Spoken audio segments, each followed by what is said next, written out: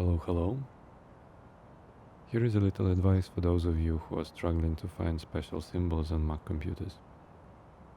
In my case, I need them to transcribe the words using Slavic phonetic script for my Polish course.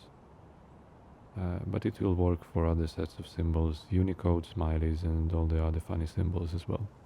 Let's start with the keyboard itself. In the upper right corner, on the menu bar, you may have an input menu. It may look like a national flag or as a little keyboard icon. If you don't see it there, you press a little apple on the left and then go to System Preferences, Keyboard, Input Sources, and then check the checkbox Show Input Menu in the menu bar. We also need to check here in the keyboard settings to check the checkbox Show Keyboard and Emoji Viewers in menu bar. Now we can close the settings. Click on our input menu and choose Show Keyboard Viewer. This is handy if we want to see all the layers of the symbols we can access with the keyboard itself. Usually we know about 2 layers of symbols. We reach the second layer by pressing Shift, so we can access characters that are printed above the numbers and also switch to uppercase or capital letters. This is nothing new to you, but in macOS there is also a 3rd and 4th layer of characters available. We may access these by pressing either Alt modifier, here or here, or Alt Shift, Alt plus Shift, here or here. The characters in the 3rd and 4th layers depends on what input method or keyboard layout you are using.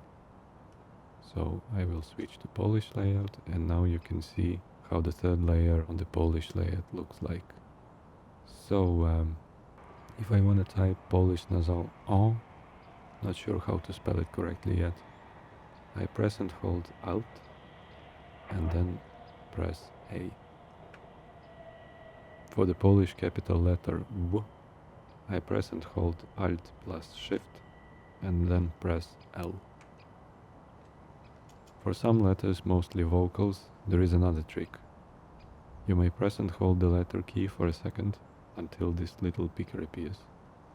Then you can choose the character by pressing number key. If I want to type Swedish letter O, I press 8.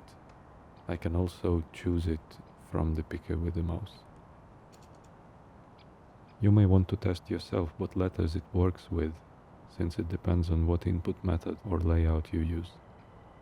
Another trick is to look after something called dead keys. This is very handy if we need to add diacritical elements to our characters or letters. These are marked with orange on the keyboard viewer, so I will switch to US International, and then we can see 2 of them here. If we press and hold Alt, we may see 4 more of them. If I want to type Swedish letter E, I press Alt plus U, then unpress Alt, and then type A. But what if we don't find the symbols we need anyway? Then we can click on our input menu in the upper right corner and choose Show Emoji and Symbols.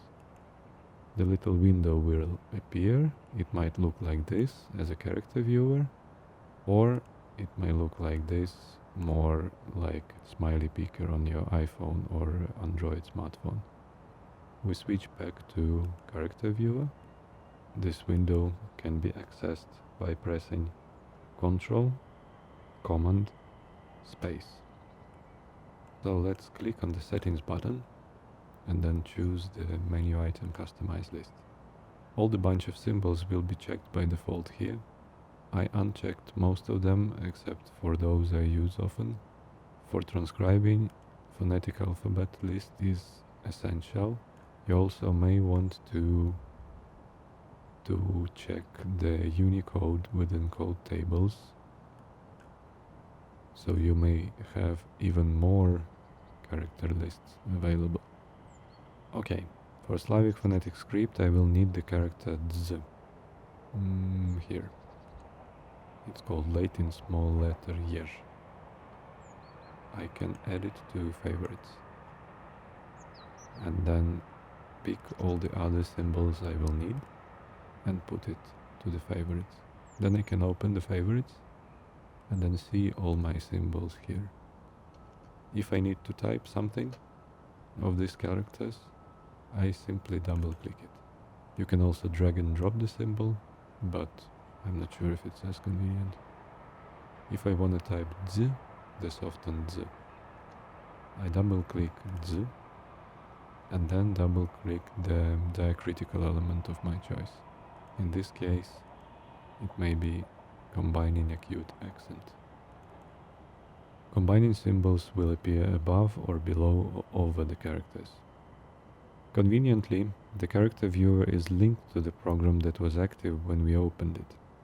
So this character viewer is linked to Word, but when we choose another program, like this Telegram chat, for example, as we see, the character viewer disappeared, and we may open the new character viewer for this program, for Telegram in this case.